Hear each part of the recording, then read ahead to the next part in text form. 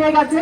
গাছ লাগিয়েছি আমরা, ফল খাবেন আপনারা, ওইটা আর হতে দেওয়া হবে না। 17 বছর কি হয়েছে? এখন অনেক নেতারা এসে এসে বলছে, আমরা শুনতে পাই একটা স্লোগান, 17 বছর খবর নাই, এখন বলে ভাই ভাই। তো সেই নেতাদের আমাদের দরকার নাই।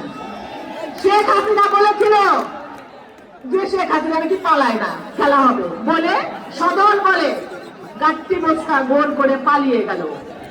আর আমরা কি করেছি? আজকে যে জনসভার ভাইরা আছে, বোনেরা আছে, তাদের অর্ধেকের বেশি ছিল জেলখানায়, আর বাকিরা সবাই রাজপথে যুদ্ধ করেছে, কেউ মাঠ ময়দান ছেড়ে যায় নাই।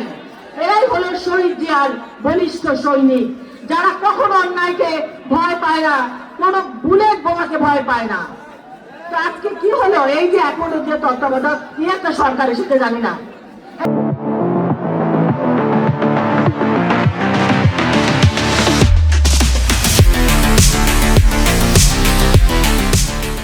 সরকাররা যখন সাধারণ জনগণে ছিল তখন তারা বলতো এতগুলো গুম হয়েছে, খুন হয়েছে, ধর্ষণ হয়েছে, কোনোটার বিচার হয় না কেন? কি করে হাসিনা সরকার বিচার হয় না? তাহলে এই যে একটা বছর হয়ে গেল, এই জুলাই আগস্ট অভ্যুত্থানে যে বাচ্চাগুলো শহীদ হলো, তাদের বিচার কেন এই সরকার করে না? এই এক বছরে কেন একটা বিচার হলো না?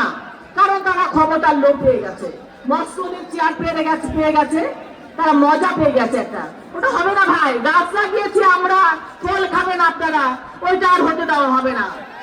আমরা একটা নির্বাচন চাই, যে নির্বাচনে ভোট দিবে জনগণ, তার নিজের ভোট নিজে দেবে।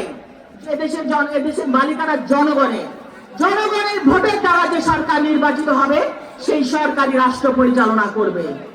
তাই আমি বলছি, অনতিবিলম্বে একটি সুষ্ঠু নির্বাচন দেন, যে নির্বাচন জনগণ তাদের ভোটের অধিকার প্রয়োগ করতে পারবে এবং জনগণের সরকার প্রতিষ্ঠা হবে, দেশের জনগণ শান্তিতে বসবাস করবে।